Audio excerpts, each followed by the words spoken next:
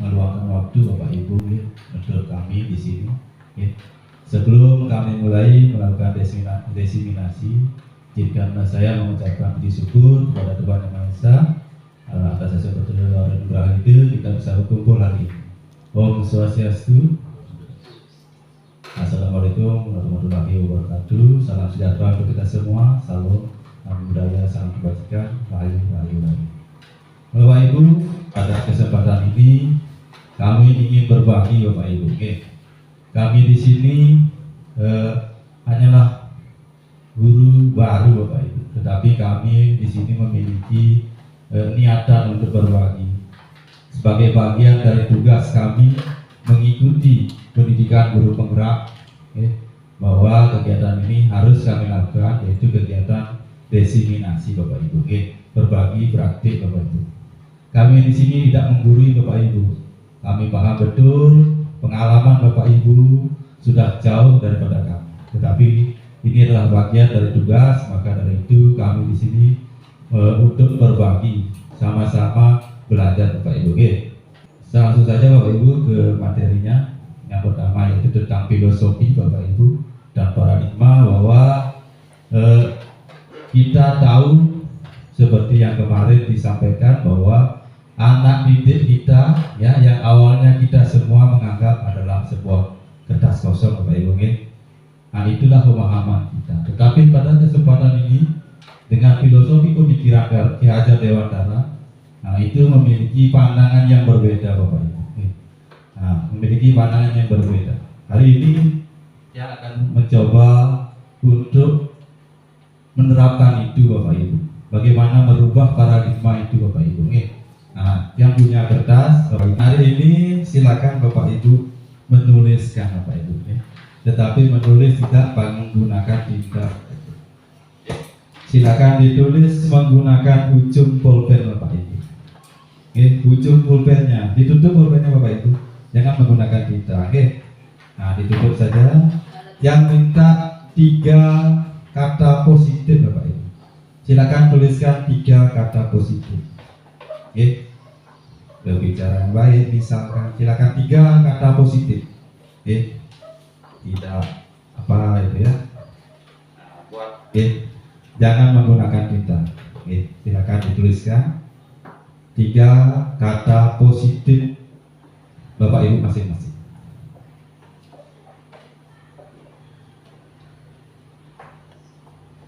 Sudah?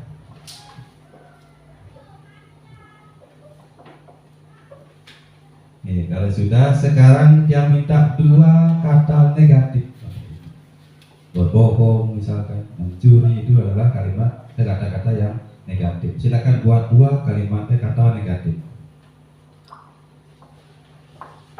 Sudah Bapak Ibu? Kalau sudah, sekarang buka pulpennya Bapak Ibu. Silakan tuliskan nama Bapak Ibu di atas.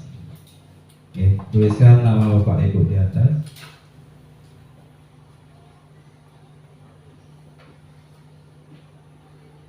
Sudah? Nah, sekarang yang minta Bapak Ibu tebalkan tulisan Bapak Ibu dari yang Bapak Ibu buat dengan tanpa tinta itu. Silakan Bapak Ibu tebalkan tulisan yang mana saja yang ingin Bapak Ibu tebal.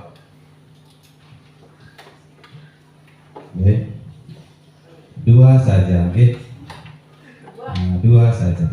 Yang Ibu buat tadi apa? Yang Bapak Ibu buat tadi kalimat positif dan negatif. Silakan pilih. Bapak Ibu memilih menebalkan yang mana? Silakan.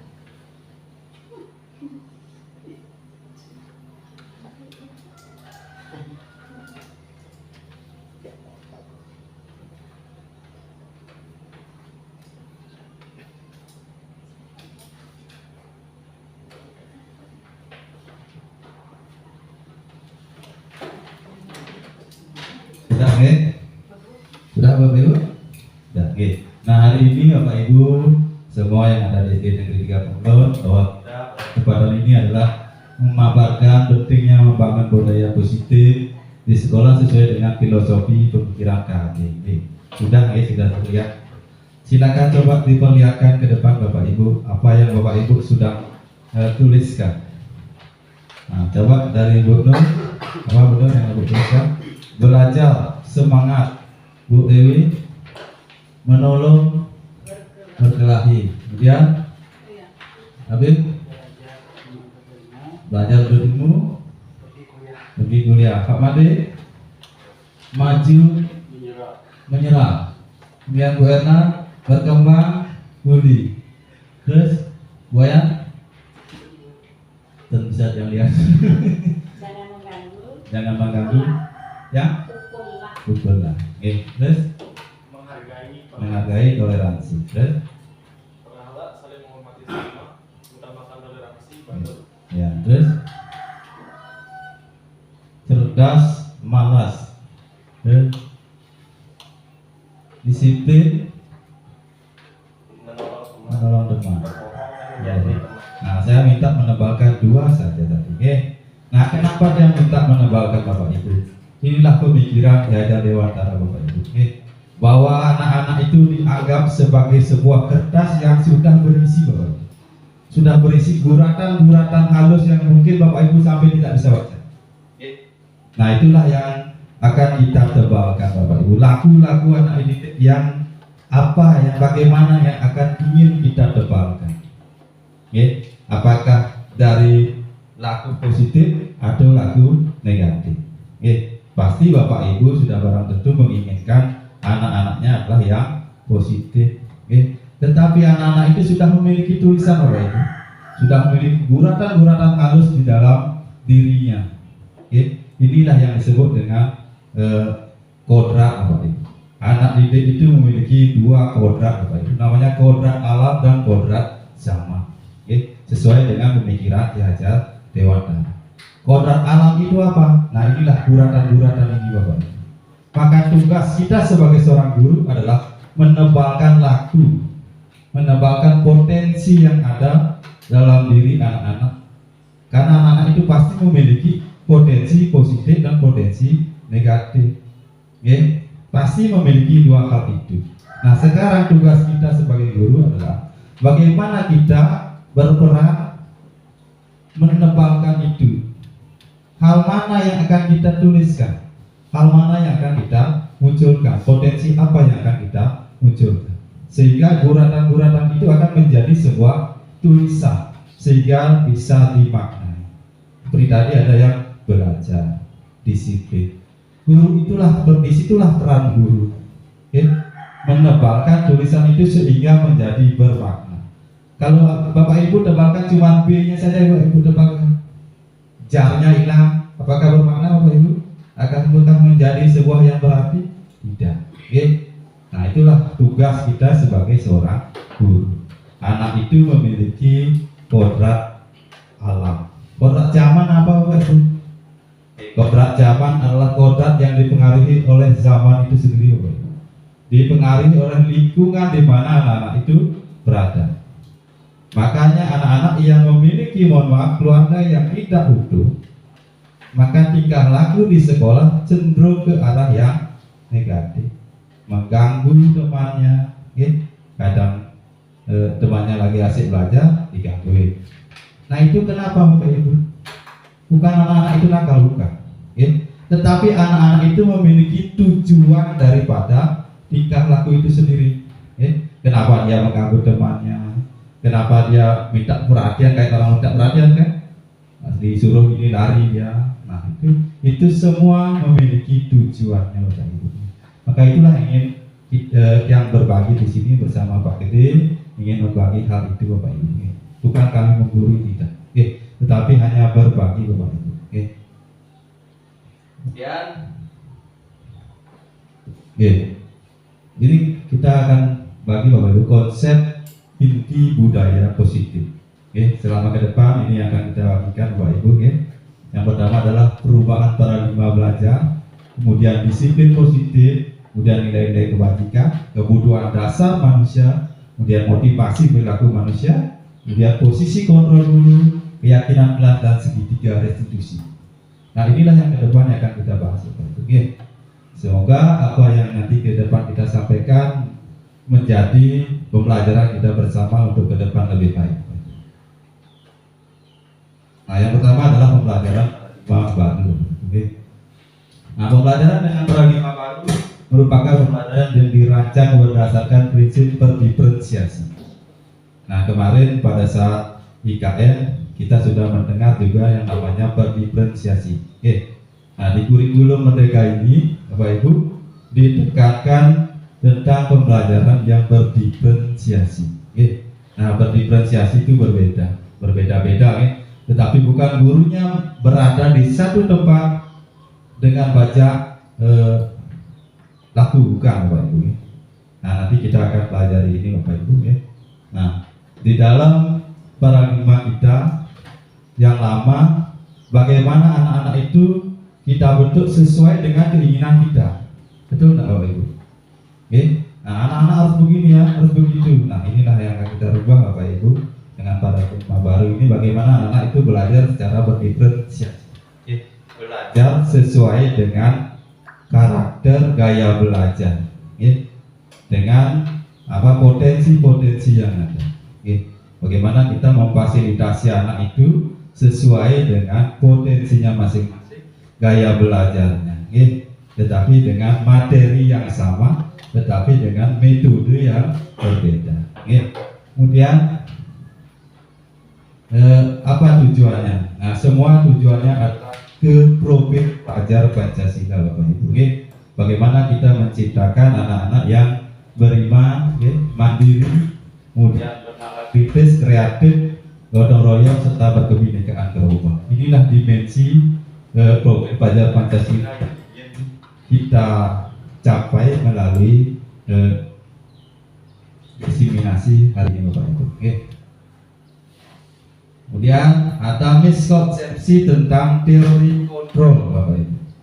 Nah, Bapak Ibu, secara langsung maupun tidak langsung, sadar tidak sadar, kita memiliki yang namanya posisi kontrol, Bapak Ibu.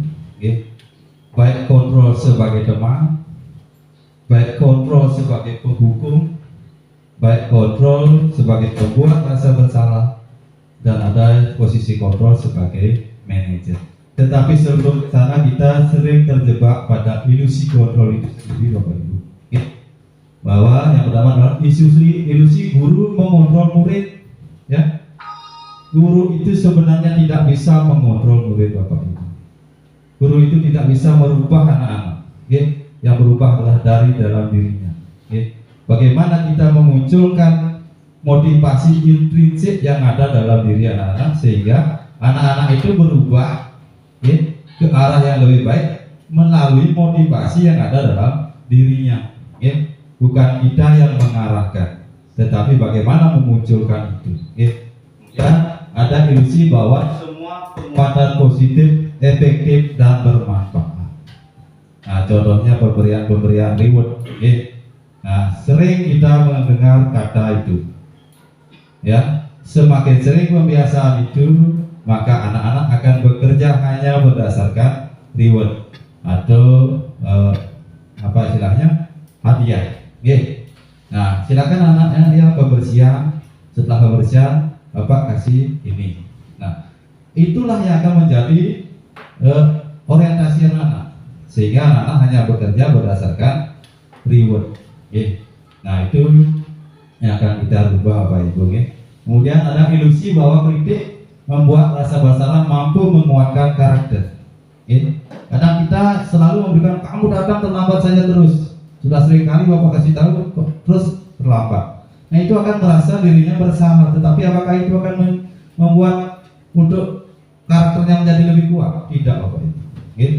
Itu tidak memunculkan karakter yang baik. Kemudian ilusi bahwa orang dewasa berhak memaksa. Nah, inilah yang sering kita gunakan, Bapak Ibu. Kita merasa sebagai seorang guru punya hak untuk memaksa anak-anak untuk sesuai dengan apa yang kita inginkan. Anak-anak harus begini ya, anak-anak buat ini ya, kalau tidak begini, pasti begitu. Nah, itulah nanti yang akan kita bersama-sama rubah, Bapak Ibu. Bagaimana kita memposisikan diri sebagai kontrol diri, sebagai manajer. Nah, di dalam pendidikan kami di Guru Penggerak, yang ditekankan adalah untuk bagaimana kita menjadi posisi sebagai manajer. Bapak Ibu sering mendengar manajer, tapi mungkin manajer itu Bapak Ibu tahu ada di perusahaan mungkin ya, kantor, tetapi di sini di pendidikan kita sebagai guru juga menjadi seorang manajer Bapak Ibu. Bagaimana laku seorang manajer? Nanti kita akan pelajari bersama Bapak Ibu. Nah ini ilusi-ilusi Bapak Ibu, berapa gambaran ya? Ilusi guru menjadi kontrol murid. Nah, yang bacakan karena kecil mungkin tidak dilihat ya. Nah, pada dasarnya kita dapat memaksa murid untuk berbuat sesuatu jikalau murid tersebut memilih untuk melakukannya. Kamu mau tak melakukan itu? Kamu mau tak melakukan ini? Itu kan sebuah pilihan. Nah, itu ilusi kita mengontrol murid, ya. Kamu murid mau melakukan ini, nanti dapat ini. Kamu mau nggak melakukan ini, nanti dapat ini. Itu adalah sebuah ilusi kontrol Bapak Ibu. Kemudian ilusi bahwa semua penguatan positif efektif dan bermanfaat. Penguatan positif atau bujukan adalah bentuk-bentuk kontrol Bapak Ibu. Segala usaha untuk mempengaruhi murid agar mengulangi suatu perilaku tertentu. Nah, kita sering membujuk anak-anak untuk apa? Untuk berbuat yang lebih baik. Ya, ayolah anak-anak, sekarang kita kerjakan PR-nya ya, besok biar tidak begini. Nah, begitulah membujuk Bapak Ibu. Nah, itu adalah sebuah ilusi. Kemudian ilusi bahwa kritik membuat orang merasa bersalah dapat menguatkan karakter. Nah, menggunakan kritik dan rasa bersalah untuk mengontrol murid menuju pada identitas gagal. Kemudian mereka belajar untuk merasa buruk tentang diri mereka. Kemudian mereka mengembangkan dialog diri yang negatif. Kadang kalau sulit bagi guru untuk mengidentifikasi bahwa mereka sedang melakukan perilaku itu, karena seringkali guru cukup menggunakan suara halus untuk menyampaikan pesan negatif. Nah, ini yang kita coba Pak Ibu dengan pemahaman yang kami dapatkan di pendidikan guru penggerak Pak Ibu. Nah, ini adalah mengubah paradigma yang awalnya merupakan stimulus respon, ya. Nah, Bapak Ibu, kami juga yang dulunya memahami bahwa setiap ada stimulus pasti ada respon. Kalau kita memberikan iming-iming itu namanya stimulus, pasti anak-anak akan merespon.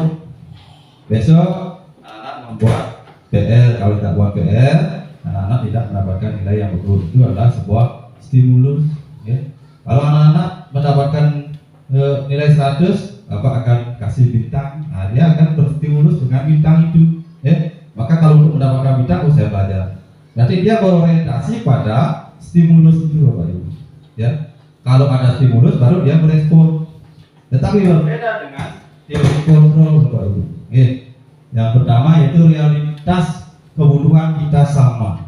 Dalam teori stimulus respon kita menganggap bahwa kebutuhan kita sama. Tetapi di posisi kontrol, teori kontrol itu semua berbeda Bapak Ibu. Kebutuhan Bapak Ibu yang satu dengan yang lainnya pasti berbeda.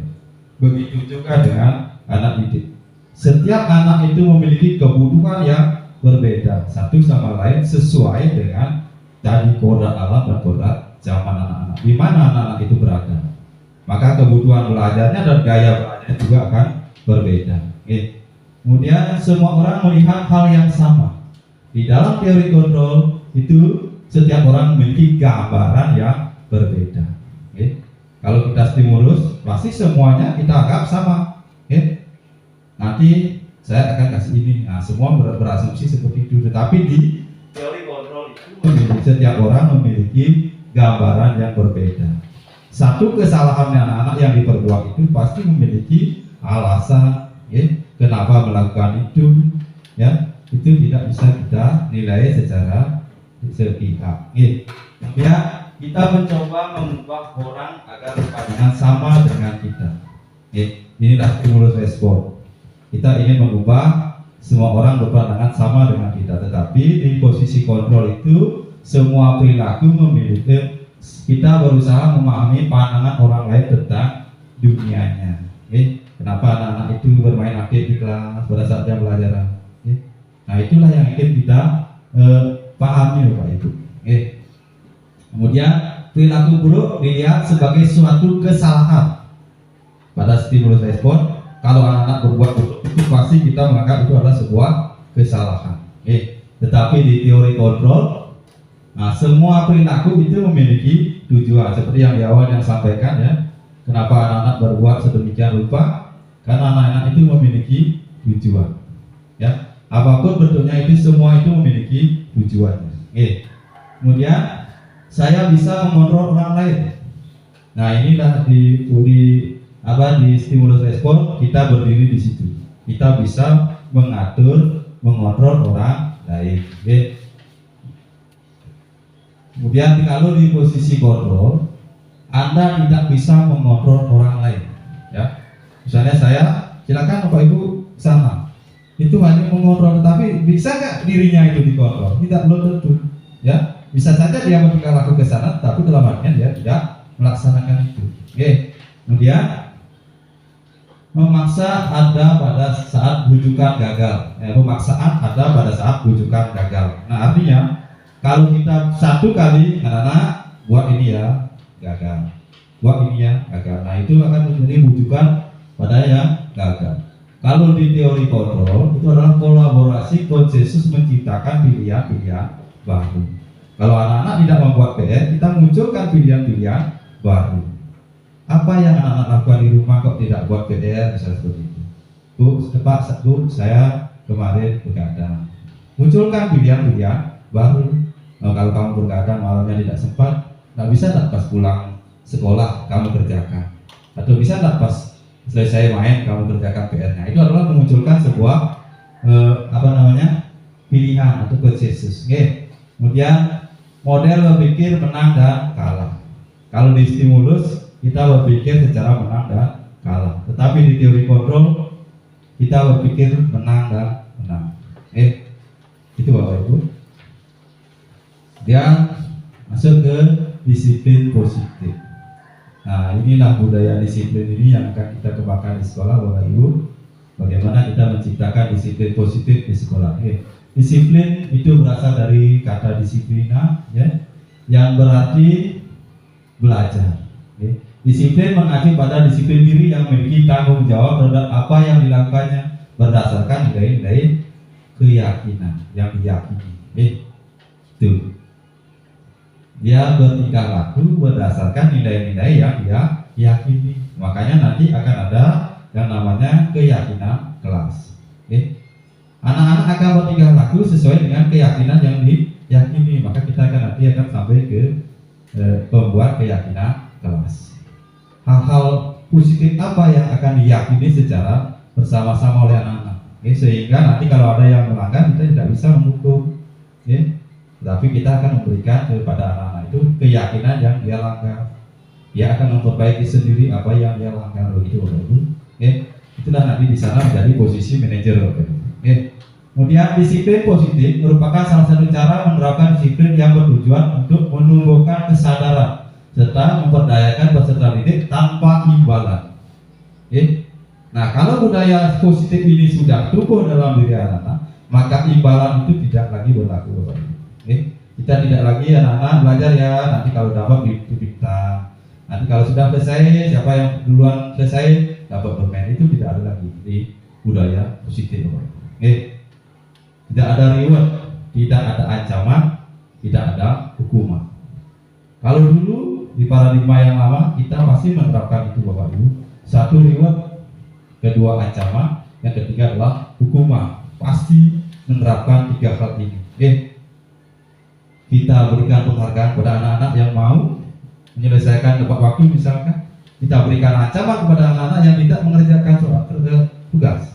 Dan kita berikan hukuman kepada anak-anak yang tidak melakukan hal yang kita suruh.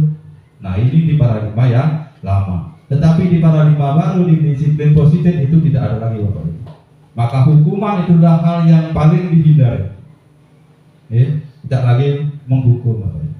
Nah, sebagai pendidik, tujuan kita adalah menciptakan peserta didik yang memiliki disiplin diri, sehingga mereka berperilaku mengacu pada nilai-nilai kebajikan universal dan memiliki motivasi intrinsik dalam berubah perilaku ke arah yang lebih baik. Maka anak-anak itu akan berbuat yang baik itu muncul dari dalam dirinya. muncul dari unsur intrinsiknya, bukan dari unsur ekstrinsiknya, bukan dari faktor luar. Tetapi bagaimana kita memunculkan budaya positif dalam diri anak-anak, sehingga anak-anak berbuat baik itu murni dari dalam dirinya. Nah, adapun 5 kebutuhan dasar manusia, yang pertama itu bertahan hidup, Bapak Ibu. Semua pasti memiliki kebutuhan dasar untuk bertahan hidup. Nah, di dalam bertahan hidup apa saja, yaitu makan, pakaian, tempat tinggal, keamanan dan kesehatan itu termasuk sebagai kebutuhan dasar hidup, Bapak Ibu. Kemudian yang kedua adalah kebutuhan untuk kasih sayang dan rasa diterima. Nah, mungkin disinilah anak-anak, kenapa anak-anak dikatakan nakal, suka usil, menjadi temannya. Nah, mungkin kebutuhan dasar ini yang tidak dipenuhi karena dia berasal dari, mohon maaf, keluarga yang tidak utuh misalkan. Dia kurang di rumahnya mendapatkan kasih sayang, sehingga dia ingin mendapatkan perhatian itu di sekolah dengan cara menunjukkan perilaku yang negatif. Sekali lagi, perilaku negatif itu memiliki tujuannya, Bapak Ibu. Tujuannya yaitu memenuhi kebutuhan dasar hidupnya. Salah satunya mungkin mendapatkan kasih sayang. Kemudian penguasaan. Nah, penguasaan itu seperti harga diri, keinginan untuk dianggap. Nah, misalkan di dalam sebuah kelompok anak-anak, kalau dia tidak dianggap oleh temannya, maka dia tidak akan ikut mengerjakan sesuatu yang kita berikan dalam kelompok itu. Nah, inilah kebutuhan yang ingin dia penuhi, yaitu kebutuhan untuk penguasaan. Kemudian kebebasan. Anak-anak kita semua memiliki kebutuhan dasar, yaitu kebebasan. Lalu kebebasan itu adalah mandiri, memilih pilihan, mencoba hal baru, mampu mengendalikan arah dirinya. Nah, anak-anak kadang kalau kita berikan tugas matematika dia tidak mau, katanya apa? Susah. Nah, di situ dia ingin bebas menentukan pilihannya sendiri. Dia ingin gambar misalnya, pada saat kita berikan soal matematika, ternyata anak itu menggambar. Kenapa kok bisa berbeda? Kok jauh? Kok bisa dia menggambar? Nah, inilah yang ingin dipenuhi. Kebutuhan dasar ingin merasa bebas menentukan pilihannya. Kemudian kesenangan, yaitu bermain, humor, antusiasme dan tertawa. Nah, anak-anak kadang-kadang sisa kita menjelaskan dia tertawa sendiri. Nah, itu ingin memenuhi kesenangannya sendiri. Bapak Ibu, semua yang dilakukan anak-anak itu memiliki tujuannya sendiri. Tidak ada kegiatan yang anak-anak lakukan itu tanpa tujuan. Kemudian yang berikutnya adalah motivasi perilaku manusia, Bapak Ibu. Nah, motivasi ini ada 2, ada yang berasal dari unsur ekstrinsik dan unsur intrinsik, motivasi dari luar dan motivasi dari dalam dirinya. Motivasi berikutnya adalah motivasi berasal dari intrinsik. Nah, inilah yang ingin kita bangun, Bapak Ibu. Untuk menjadi yang mereka inginkan dan menghargai diri sendiri dengan nilai-nilai yang mereka percaya. Mereka disiplin karena keyakinan dalam dirinya, Bapak Ibu. Kemudian kita masuk ke perbedaan hukuman. Hukuman, konsekuensi dan restitusi. Nah, ini adalah 3 hal yang berbeda, Bapak Ibu. Yang pertama adalah hukuman. Nah, itu ada ciri-ciri yang disebut dengan hukuman. Tidak terencana dan tiba-tiba. Nah, siapa sih yang mengharapkan mendapatkan hukuman? Pasti tidak ada. Nah, itu terjadi secara tiba-tiba dari hukum. Kemudian murid tidak tahu apa yang akan terjadi, karena kita yang menghukum, maka murid itu tidak tahu yang terjadi. Karena peraturan itu dibuat oleh kita, bukan melibatkan murid. Kemudian bersifat satu arah. Kenapa hukuman itu bersifat satu arah? Karena pada saat pembuatan hukuman itu kita tidak melibatkan siswa. Maka nanti kita akan ubah peraturan itu menjadi sebuah keyakinan kelas. Kemudian konsekuensi itu adalah terencana, disepakati sesuai peraturan. Itu disebut dengan konsekuensi. Maka kalau kamu tidak mengerjakan PR, konsekuensinya apa? Nanti sudah ada. Kalau saya tidak buat PR, berarti konsekuensinya tidak mendapatkan pelajaran nanti di sekolah. Nah, itu sudah menjadi konsekuensi. Murid tetap dibuat tidak nyaman. Dengan konsekuensi murid merasa tidak nyaman juga. Sama dengan hal hukuman. Nah, yang terakhir adalah restitusi. Nah, inilah yang ingin kita kembangkan. Tidak lagi hukuman, tidak lagi konsekuensi, tetapi restitusi. Nah, restitusi itu adalah proses menciptakan kondisi bagi murid untuk memperbaiki kesalahannya. Bagaimana kita membuat anak-anak itu sadar tentang kesalahannya dan sadar untuk memperbaiki kesalahannya dari dalam dirinya. Bukan kita yang menyuruhnya lagi, tetapi anak-anak yang sadar untuk merubah perilaku yang dari salah menjadi yang lebih baik. Kemudian proses kolaboratif yang mengajarkan murid untuk mencari solusi sendiri. Nah, itu yang tadi saya sampaikan. Anak-anak itu dibangun karakter positifnya, bagaimana dia mencari solusi terhadap kesalahannya sendiri. Nah, terus yang berikutnya adalah 5 posisi kontrol guru. Seperti yang tadi saya sampaikan, ada posisi menghukum, ada membuat rasa bersalah sebagai teman, sebagai pemandu, dan sebagai manajer. Nah, dalam kegiatan ini yang ingin dicapai adalah posisi kita sebagai manajer, Bapak Ibu. Bagaimana seorang guru menempatkan posisi kontrolnya sebagai seorang manajer. Ini contoh daripada penerapan posisi kontrol kita, Bapak Ibu. Hormat bendera 1 jam. Mungkin sering dulu ya Bapak Ibu, saya sendiri juga pernah merasakan ya bagaimana disuruh berdiri di tempat yang menerang ya. Nah, yang bagaimana tidak nyamannya ya, lari keliling lapangan. Nah, itu adalah kegiatan-kegiatan yang menghukum, Bapak Ibu. Nah, kalau ini membuat rasa bersalah, Bapak Ibu, kelihatan Bapak. Berapa kali ibu bapak harus memberitahu kamu selalu saja mengecewakan Bapak Ibu. Nah, ini akan memunculkan rasa bersalah dalam diri anak. Luping kuda orang tidak deh, masih kini-kini deh. Nah, itu akan memunculkan rasa bersalah pada diri anak. Berarti kita berada di posisi kontrol sebagai pembuat rasa bersalah. Kemudian ada posisi kontrol sebagai teman. Nah, ayo datang, ayo dong ikuti aturan sekolah. Nah, itu kalimat-kalimat itu adalah kalimat posisi kita sebagai posisi kontrol. Mungkin Bapak Ibu sudah lakukan ya, tapi mungkin belum namanya belum dipahami mungkin Bapak Ibu. Dia ada posisi memantau. Kamu sudah melanggar peraturan sekolah, kamu tahu konsekuensinya. Nah, itu hanya bertanya. Berarti itu adalah sebuah posisi kontrol, yaitu pemantau. Nah, ya inilah yang posisi kontrol yang terakhir ini yang kita harapkan. Bagaimana kita berada di posisi kontrol sebagai seorang manajer. Guru itu diharapkan bisa berada di posisi ini, Bapak Ibu, sebagai seorang manajer. Nah, ada beberapa pertanyaan. Apakah kamu tahu kesalahanmu? Nah, kita bertanya kepada murid.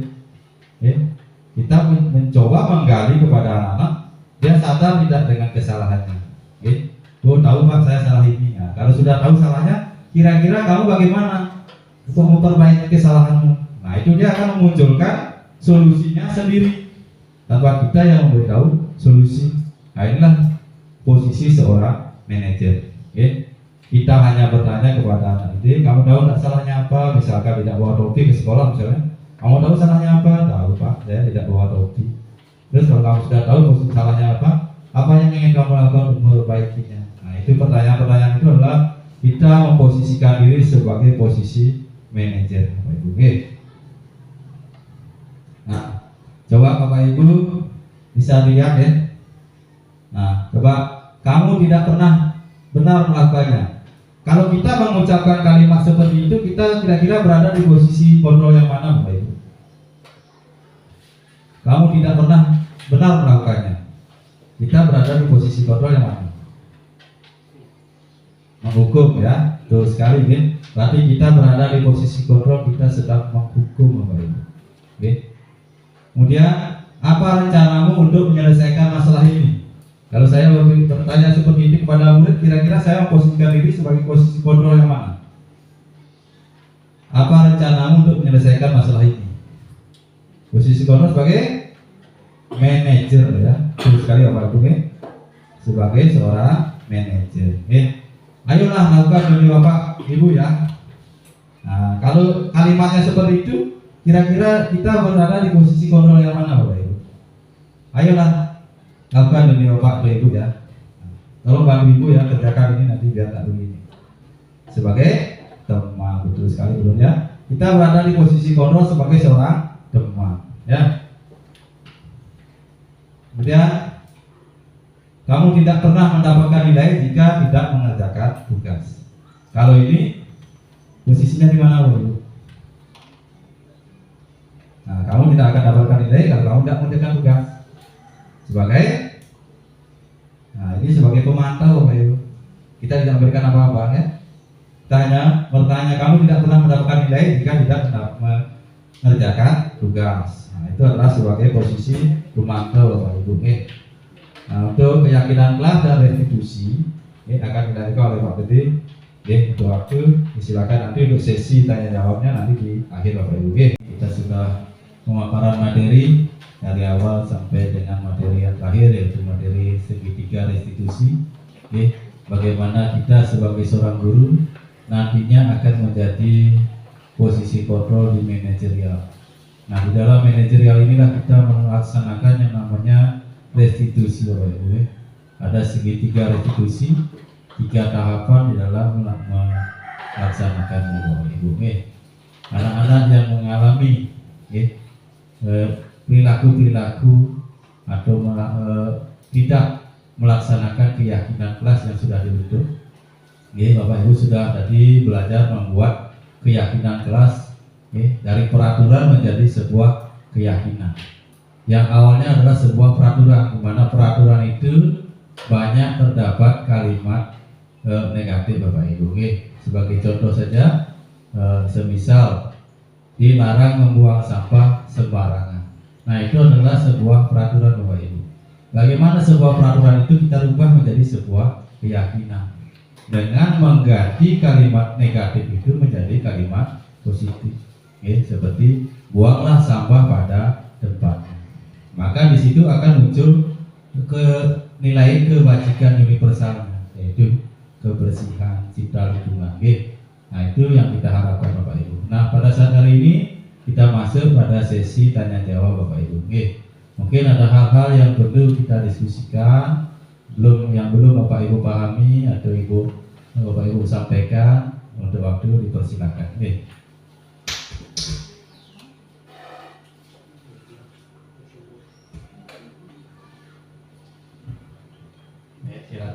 Silakan ya.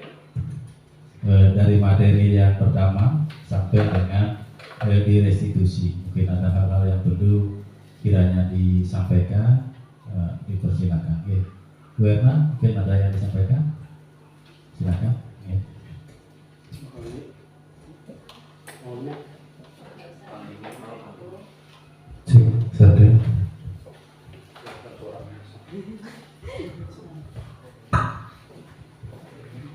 Baik, terima kasih atas kesempatan yang telah diberikan. Di sini saya ingin bertanya, yaitu mengapa di sekolah kita, yaitu di SDN 3 Pulon, lebih memilih menggunakan konsep keyakinan kelas daripada peraturan kelas. Terima kasih.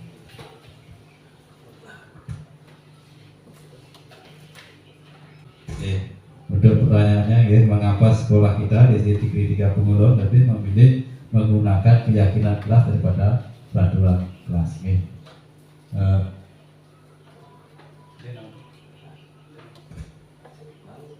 Ada pertanyaan selanjutnya? Ada yang ingin disampaikan?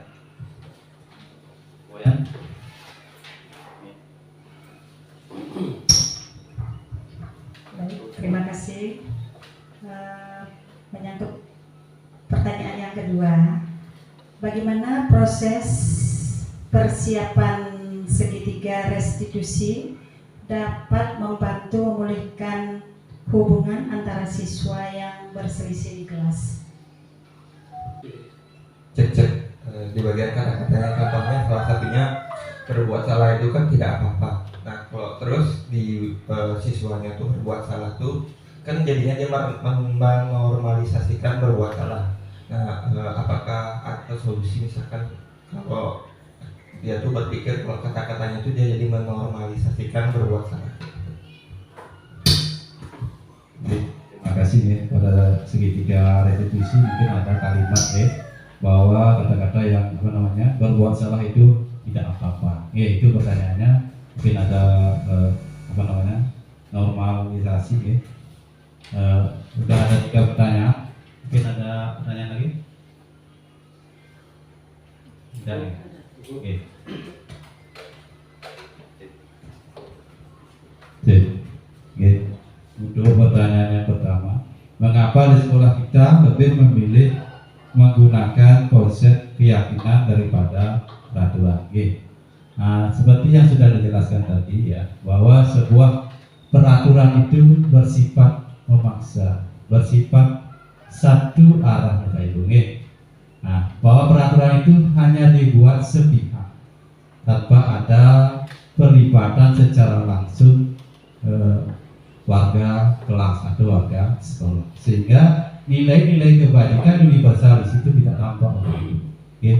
Maka dari itulah di sini kita ingin merubah peraturan kelas itu menjadi sebuah keyakinan, sehingga keyakinan itu kalau sudah diyakini maka akan dilaksanakan, diterapkan dengan baik, tidak lagi melalui hukuman. Kalau sudah berbicara tentang peraturan, pasti kita implikasinya kepada konsekuensi atau hukuman terhubungin. Tetapi kalau kita sudah membuat sebuah keyakinan yang menjadi kesepakatan bersama, maka di situ akan memunculkan niat untuk melaksanakan dengan baik, karena di situ juga sudah ditandatangani semua oleh warga sekolah. Nah, itu untuk yang pertama. Mungkin ada tambahan dari Pak Ketua.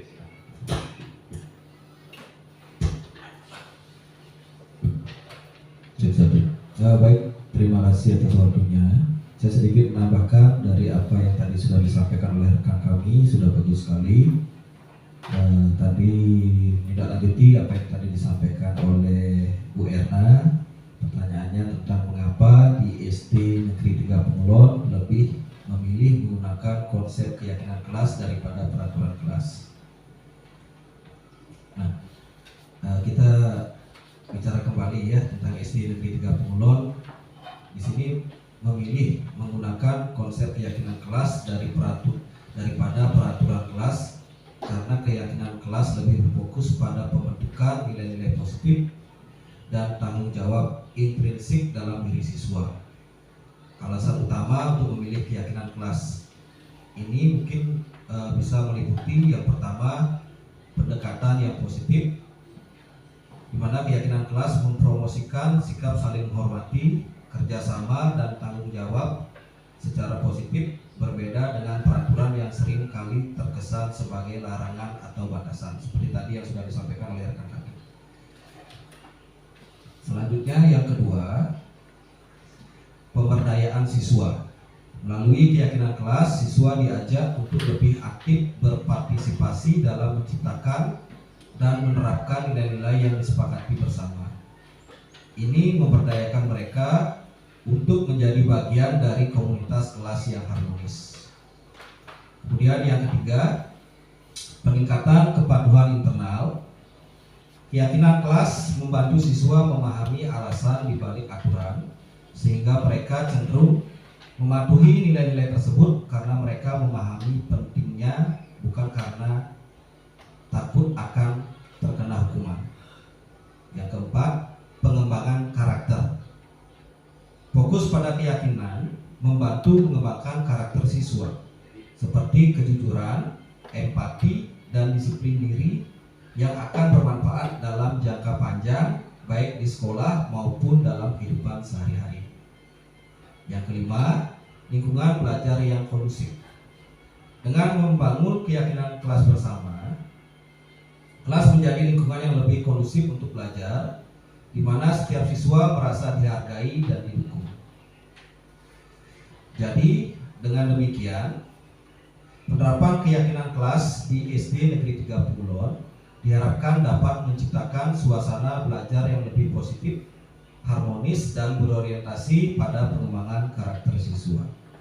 Mungkin demikian tambahan dari saya. Waktu yang kembalikan kepada rekan kami.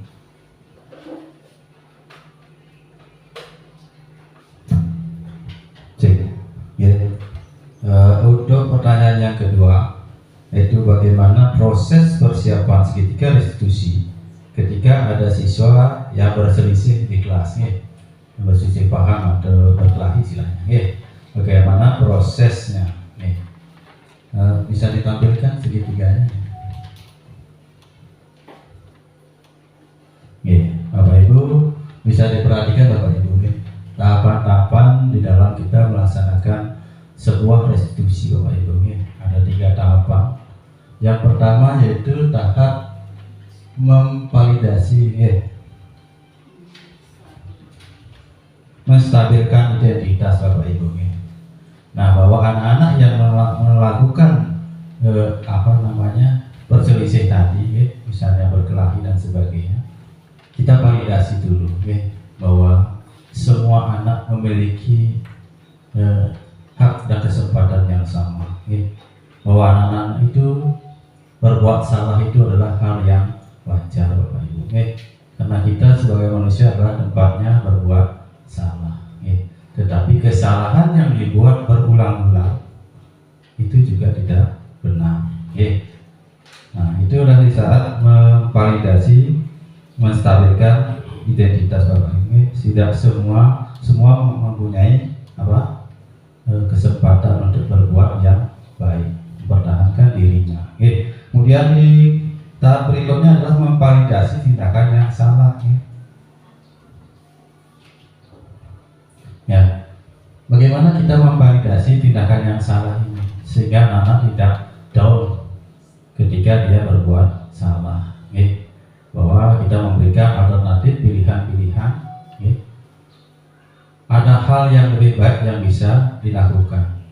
Anak-anak itu kita validasi, ya, bahwa Bapak Ibu atau teman-temannya yang lain juga pernah melakukan hal yang sama, ya. Berarti dia tidak merasa sendiri melakukan hal yang salah itu, tapi teman-temannya juga pernah berbuat hal yang demikian, ya. Kemudian menanyakan keyakinan.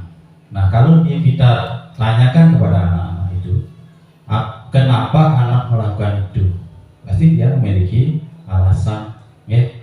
Alasannya karena dia membela diri mungkin, kan, karena diejek dan sebagainya, ya. Itu di saat kita memvalidasi tindakan yang salah. Kemudian menanyakan keyakinan. Nah, tadi anak Bapak Ibu sudah membentuk namanya sebuah keyakinan kelas, ya, dengan menggunakan kalimat-kalimat positif dengan nilai-nilai kebaikan yang ada di dalamnya, sehingga di saat anak-anak melakukan kegiatan yang di luar daripada keyakinan kelas itu, istilahnya melanggar, maka kita tanyakan kembali kepada anak didik kita, keyakinan yang mana yang sudah kamu langgar, karena keyakinan itu sudah disepakati bersama, ya. Anak didik yang membuat sebuah keyakinan. Nah, kita tanyakan kembali, keyakinan yang mana yang kamu langgar. Nah, dia akan membuat sebuah jawaban, saya melanggar keyakinan apa, kan begitu. Karena dia sudah membuat dengan sendirinya. Kalau kita buat peraturan mungkin dia nggak akan paham, karena peraturan itu kita buat secara sepihak. Tapi kalau keyakinan, siswa sendiri yang membuat keyakinan itu dengan difasilitasi oleh guru. Oke. Kalau sudah dia bisa menjawab, menentukan keyakinan yang mana yang dia langgar, maka kita bisa mengajukan pertanyaan berikutnya. Okay. Tindakan yang seperti apa yang ingin kamu lakukan untuk memperbaiki kesalahan yang sudah kamu lakukan. Okay. Maka dia akan memunculkan sebuah solusi dari dalam dirinya. Oh, saya salah Pak, karena saya begini, nanti saya nggak begini lagi, mungkin seperti itu. Oke, saya kasih contoh saja Bapak Ibu, oke, dalam menerapkan segitiga restitusi ini. Misalkan seperti tadi ada yang berselisih paham misalkan di kelas, oke, si A dan si B. Nah, si A yang memulai misalkan dengan seperti sekarang ngejek-ngejek, membuli istilahnya, oke.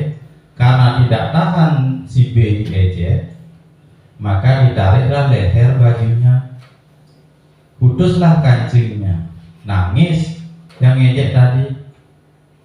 Nah, kita disinilah kita berperan sebagai manajer, menerapkan segitiga restitusi.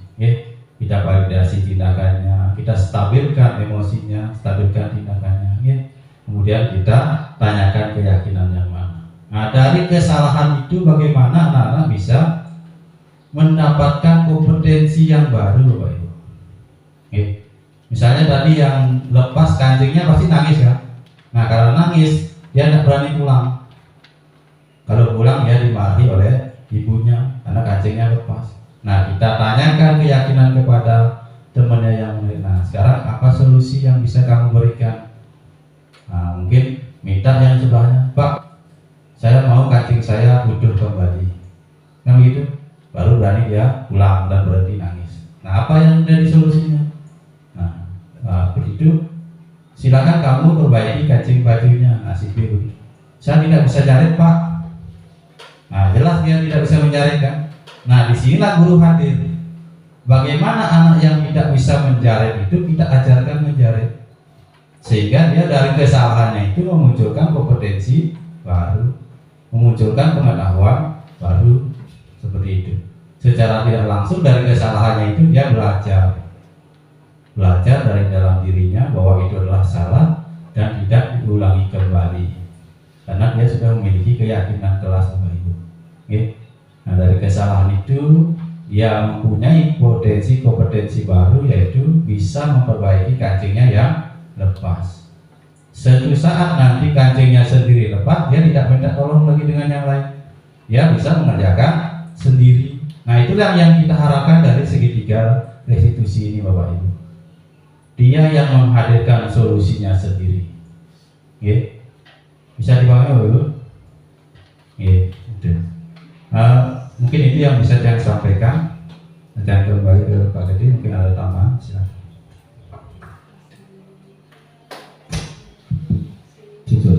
Baik, terima kasih atas waktunya. Jadi apa yang tadi sudah disampaikan oleh rekan kami sudah lengkap sekali. Di sini saya hanya menambahkan sedikit saja mengenai apa tadi yang sudah ditanyakan oleh Bu Aya. Untuk penerapan segitiga restitusi di sini membantu memulihkan hubungan yang rusak dengan memastikan bahwa setiap anak atau pihak yang terlibat mengambil tanggung jawab atas peran mereka dalam konflik.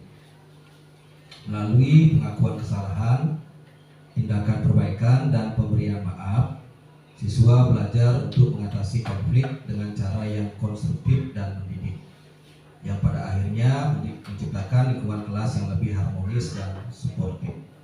Mungkin demikian yang bisa Tiang tambahkan. Untuk waktu Tiang kembalikan kepada rekan kami. Terima kasih Pak Gede atas tambahannya. Ya, mungkin bisa diterima Bapak Ibu, bisa dipahami ya. Kita lanjutkan ke pertanyaan yang ketiga, Bapak Ibu. Segitiga restitusi itu ada kata-kata yang berbuat salah itu tidak apa-apa. Itu seakan-akan menormalisasi perbuatan yang salah. Seakan-akan hal yang salah itu wajar. Gitu. Nah, pada di kegiatan di restitusi ini ada yang namanya memvalidasi tindakan yang salah. Semua orang pernah melakukan salah. Tetapi kalau kesalahan itu diulang-ulang dengan kesalahan yang sama, anak-anak juga akan berpikir, pasti akan berpikir, kenapa kok perbuatan yang salah kok diulang-ulang? Nah, misalnya kita bawa sepeda, kita contohkan dengan anak-anak bawa sepeda. Nah, pertama kali dia lewat di depan itu ada sebatang pohon. Karena ada temannya di seberang jalan, dia noleh, lalu misalkan kesandunglah batang pohon itu dan jatuh. Kalau anak-anak itu jatuh, apa yang terjadi Bapak Ibu? Pasti lecet, sakit. Itu adalah tindakan yang salah yang pertama. Kedua kalinya lewat di jalan yang sama, ada temannya di sebelah yang nyapa, apakah akan melakukan hal yang sama, Bapak Ibu? Apakah dia akan melakukan hal yang sama? Kemungkinannya tidak, Bapak Ibu. Nah, itu kenapa di sini di segitiga restitusi kata-kata berbuat salah itu tidak apa-apa. Itu hanya menstabilkan emosi anak-anak, tidak malah mendownkan emosi anak-anak. Dia berbuat salah, malah kita salahkan lagi, maka anak-anak akan menjadi pribadi yang gagal. Nah, bagaimana kita mengubah rasa gagal anak-anak ini menjadi rasa yang berhasil, Bapak Ibu, sehingga kita kuatkan lagi dengan kata-kata berbuat salah itu tidak apa-apa. Tetapi kalau berulang-ulang, kita sebagai guru juga akan mempunyai strategi yang berbeda. Kegiatan yang berulang-ulang kan tidak mungkin. Seperti contoh tadi, sepeda jatuh di tempat yang sama, besok jatuh lagi di tempat yang sama, ketiga kalinya jatuh lagi di tempat yang sama, kan tidak mungkin, Bapak Ibu. Jadi seperti itu, memvalidasi tindakan yang salah, menguatkan anak-anak biar tidak mengalami down. Seperti itu. Mungkin ada tambahan dari saya. Baik, terima kasih atas waktunya. Di sini saya akan menambahkan sedikit dari apa pertanyaan yang tadi sudah ditanyakan oleh Adi. Ya. Jadi apa yang tadi sudah disampaikan oleh rekan kami itu sudah bisa sebenarnya menjawab dari pertanyaan Adi. Nah, di sini sedikit yang bisa saya sampaikan maupun paparkan. Jadi bisa saya tekankan bahwa setiap individu memang berpotensi untuk melakukan kesalahan. Dalam banyak kebudayaan dan sistem etika, membuat kesalahan dianggap sebagai bagian dari proses pembelajaran. Namun, penting untuk diingat bahwa bagaimana seseorang merespon dan memperbaiki kesalahan itu yang jauh lebih penting. Ketika kesalahan tidak diakui atau dikoreksi, ada risiko bahwa tindakan tersebut akan dianggap normal atau dapat diterima. Dalam jangka panjang, ini bisa mengarah pada budaya di mana perilaku salah menjadi standar atau tidak lagi dipandang sebagai sebuah masalah. Jadi secara umum, membiarkan kesalahan tanpa koreksi dapat berdampak negatif. Ini karena orang lain mungkin meniru tindakan tersebut atau percaya bahwa tindakan tersebut tidak memiliki konsekuensi. Oleh karena itu, penting untuk memiliki mekanisme untuk mengakui dan memperbaiki kesalahan guna mencegah normalisasi perilaku yang tidak diinginkan. Mungkin demikian yang bisa Tiang tambahkan. Untuk waktu Tiang kembalikan kepada rekan kami. Terima kasih kepada Bapak Gede Suryanto atas tambahan dari pertanyaan tadi. Mungkin Bapak Ibu kalau masih ada yang ingin disampaikan, dipersilakan. Ada? Apa sudah pas ya? Kalau sudah pas, kita akhiri kegiatan ini, Bapak Ibu. Kami berharap apa yang kami sampaikan dari awal sampai dengan terakhir ini diskusi dan jawab, kami berharap ini menjadi sebuah momen buat Bapak Ibu memperbaiki hal-hal yang belum sempurna, Bapak Ibu. Memang kita tempatnya hal yang tidak sempurna. Mungkin seperti tadi masih ada peraturan, kita rubah menjadi sebuah keyakinan. Nah, itu harapan-harapan kami, Bapak Ibu. Semoga bermanfaat untuk kita semua. Untuk acara kita akhiri dengan berdoa, Bapak Ibu. Semoga apa yang kita lakukan mendapatkan nilai yang kita harapkan. Berdoa sesuai dengan agama dan keyakinan masing-masing. Berdoa dimulai.